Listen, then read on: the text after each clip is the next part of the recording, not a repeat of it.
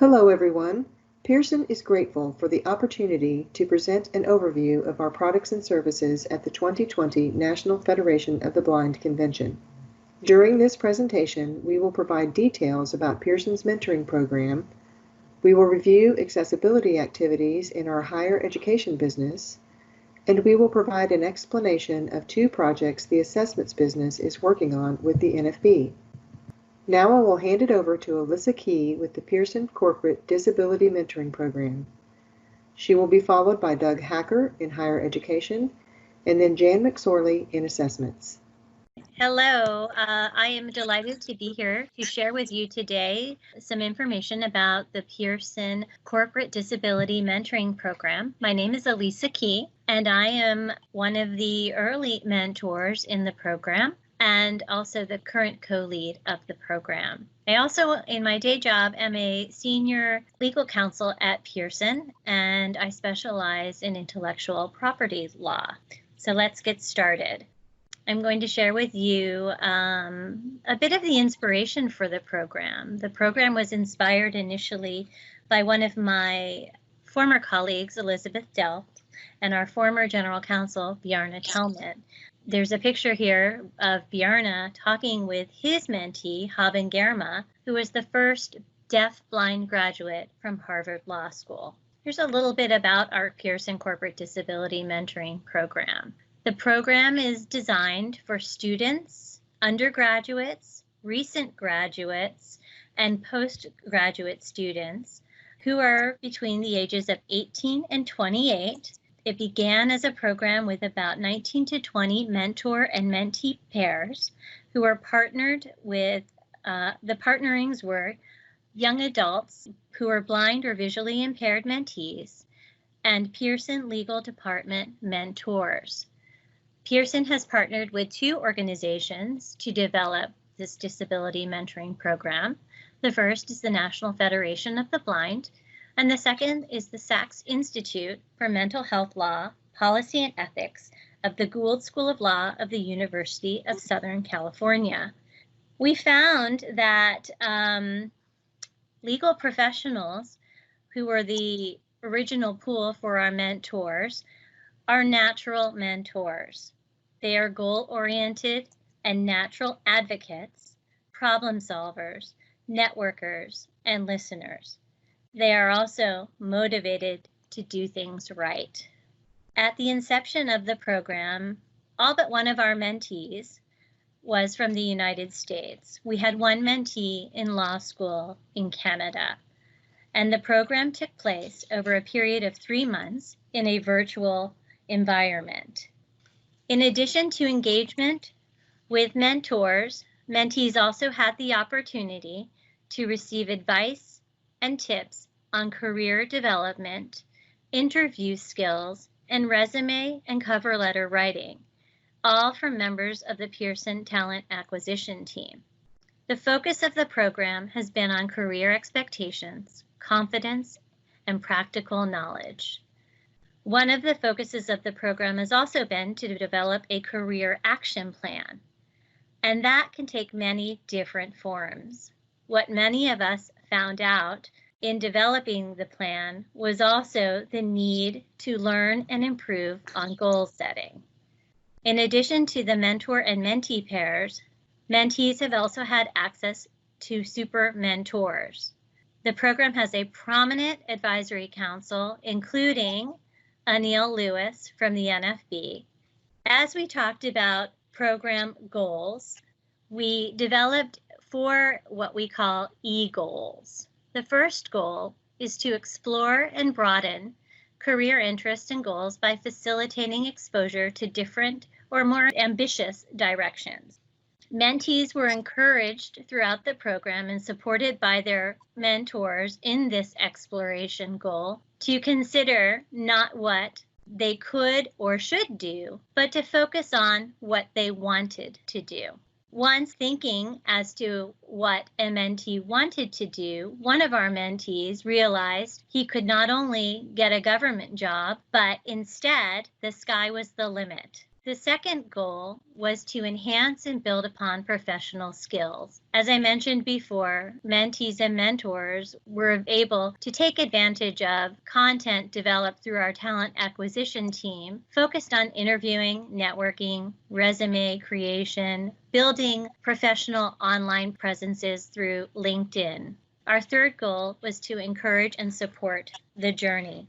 Finally, the last goal, and sometimes I think this is the most important goal, is to create enlightened reciprocity. In this context, mentors would learn more about the challenges facing young adults with disabilities and their capabilities. The program also helped to dispel myths and preconceptions sighted mentors may have about blindness and blind people, and mentees also would gain exposure to someone who would support them in identifying and pursuing their dreams. I said this is probably the most important goal because I think for me and many of the mentors, the benefits and rewards from the program were tenfold to what we would have expected, much more than I think. And Daniel, my mentee, might disagree with me, much more than I think the benefits to the mentees.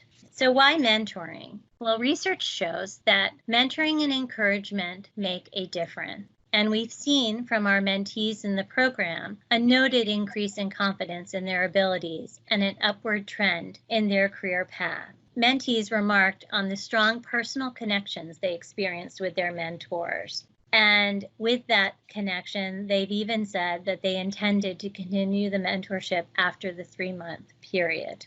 Here are some examples of tangible successes coming out of the initial program. Students have been admitted to various law schools, including Harvard, American, and the University of Baltimore. Mentees also have secured coveted jobs with PwC and a public health agency. For example, one mentee applied to a PhD program, another was promoted at Apple, yet another found a new career goal in international business law. We've also had mentees who've had successful internships, including internships at Pearson. One mentee also started his own disability mentoring program at college. Another defended her PhD dissertation. Yet another is a published author, and one has become a founder of a nonprofit.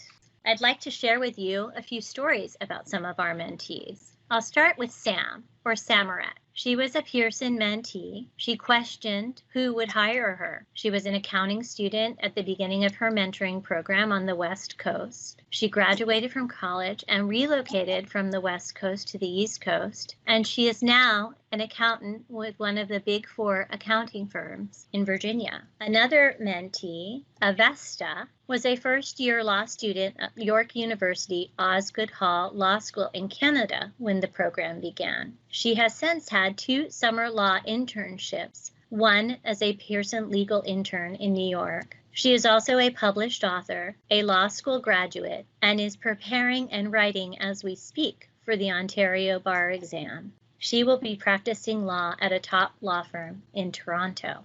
Daniel is my mentee, and Daniel indicated in this mentoring journey that we had that he needed someone to believe in me more than I believed in myself. At the beginning of the program, Daniel was not certain of his career goals and had no expectation of a legal career.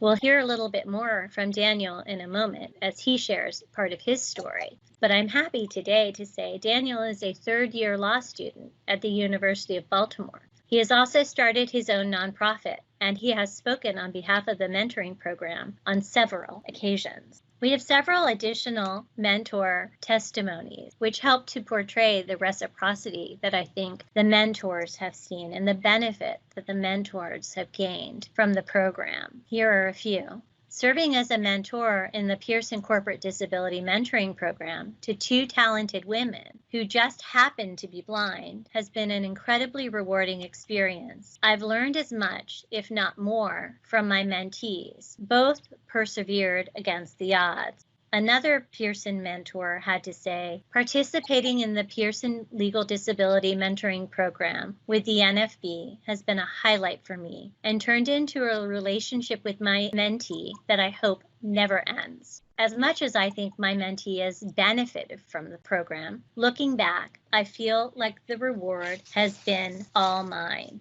I wanted to share with you also some of the mentee testimonies from the program.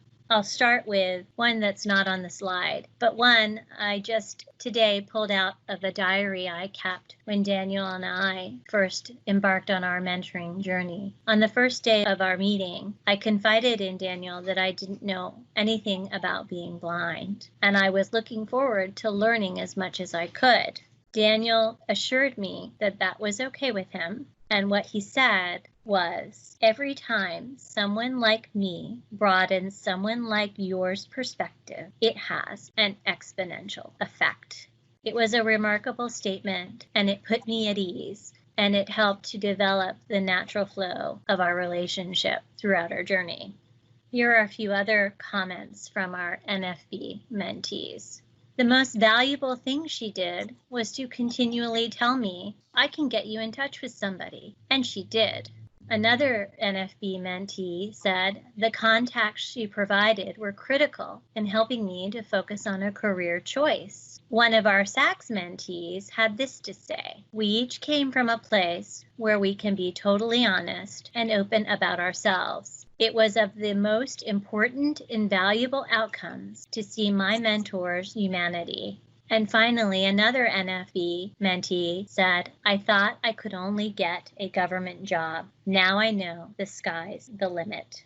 At this point in our presentation, I want to introduce you to Daniel Hodges, my mentee, and I want to invite Daniel to share some of his journey throughout the mentoring program and his insights as to what the greatest value and benefits have been for him from the program. Daniel, it's all yours. Hi, everyone. As Elisa said, my name is Daniel Hodges, and I was her mentee during the pilot program starting in 2017. And I could run through a litany of different events or different pivotal moments in the last 3 years that have made an impact. Everything from attending my first Tim Brooks symposium to beefing up my LinkedIn page to simply asking the question after Elisa had broached the topic of me applying for law school. Okay, what's next? We had to start from scratch. How do you set up a law school accreditation account and apply for the LSAT all the way through that moment when I got to Baltimore and she was helping me get a little bit of furniture for my bachelor pad.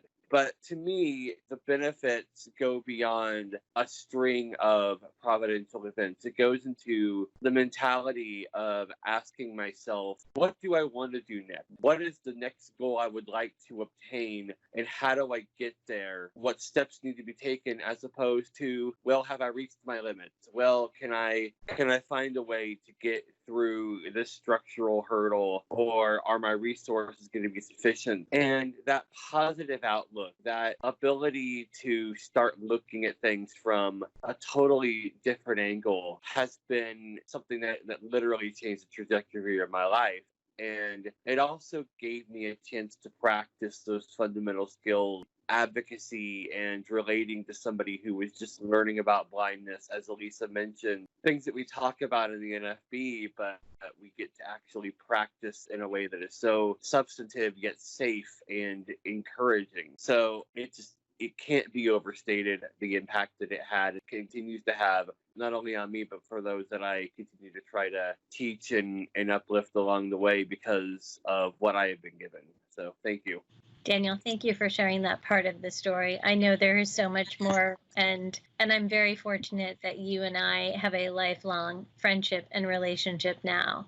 In closing, I am pleased to announce that a new cohort with the NFB starts soon. The new cohort will launch in August. Mentors from across Pearson's U.S. offices are being recruited, so the cohort will no longer simply have mentors from our legal department. A new triad model is being used with the NFB, which includes a blind professional as a mentor, a Pearson sighted professional as a mentor, and an NFB blind young adult mentee. The applications are available now at the nfb.org website, and the deadline to submit your application is July 31st, 2020. The program will now run for a 6-month period from August 2020 until February 2021. I encourage and invite you to join us in this mentoring journey. Thank you. Hello, this is Doug Hacker here. I'm the Product Manager for Accessibility Support at Pearson in the Higher Education Division. I'm here to speak for just a few minutes about what we're up to in higher education and how that affects you at the National Federation of the Blind. Thanks for joining us today. The first thing that I'd like to highlight is during the general session presentation on Friday, the North American head of global product, Tim Bozick, will be speaking and presenting more details on Pearson's commitment to accessibility. Please join that presentation, which is scheduled to start at 3:05 p.m. on Friday. In general, what we've been up to recently is looking deeply at our MyLab and Mastering platforms, auditing those for accessibility. We have a team of QA people inside Pearson, and we also work with external QA teams, and we've been auditing 45 of our Pearson titles. They're leading titles in terms of sales and functionality for accessibility. As we go through these audits, we're documenting the issues and making sure we understand any problems that might occur both on the platform side and on the content side.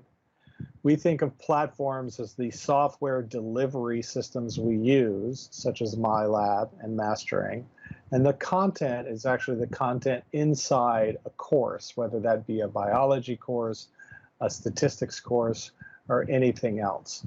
So we're looking for accessibility issues in both our software and the content we deliver. Over the last year, we've really rebuilt and enhanced all our processes to document the problems we encounter, give visibility to upper levels of Pearson management and development teams on what those problems are, and document how we move those to completion. As we go through these audits, we're not waiting until they're all done to address the problems. In fact, we've been fixing bugs and issues as we encounter them and as we move forward. Many of the bugs we find might be shared across multiple titles, so this is a very efficient process, and we're happy with how this is proceeding. When we complete, we hope to have an overall view of where we currently stand and a great plan for moving forward as we address accessibility issues. Looking ahead to some of the other things we're up to, as of this summer 2020, every new product we create enters the development process as a requirement to meet WCAG 2.1 AA standards. We've shared those standards throughout the organization. We've spent a lot of time training our people, both on the content side and the development side, as to what those standards mean and set clear expectations for the products moving forward. In addition, we've spent time updating what we call our accessibility guidelines for higher education that help support our development teams, external vendors, and our customer. What that website details is information about our expectations about how every piece of content or user interface element needs to be developed to meet those WCAG 2.1 standards. This is a website that we refer everyone to, and it's the basis for our knowledge of how we create accessible products and experiences at Pearson. That wraps it up for us. I look forward to interacting with more of you during this conference, and please, once again, if you can, join us with Tim Bozick, the President of North America and Global Products and Courseware, on Friday afternoon in the general session. Thank you. Hi everyone, my name is Jan McSorley and I am the Vice President for Accessibility for the Assessments business at Pearson. I'm excited to share some information about two projects we are working on with the NFB during 2020. The first project is a continuation of a tactographic study that we started at the NFB convention in 2019. This will be a multi-year research project, and in 2020 we will conduct 3 surveys, one for students, one for parents, and one for teachers of students who are blind or low vision. The surveys will launch in October of 2020, so please be on the lookout for communications about them from the NFB. The second project is a pilot of a free Nimith curriculum. Several years ago, Pearson contracted with Nimith specialists to build a comprehensive set of instructional materials to support students, teachers, and parents in the acquisition of Nimith literacy skills. The materials include a full curriculum for grades pre-K to 2, focus lessons for grades 3 to 8, and a Nimith symbol library. We look forward to sharing the outcomes of this pilot at the 2021 NFB convention.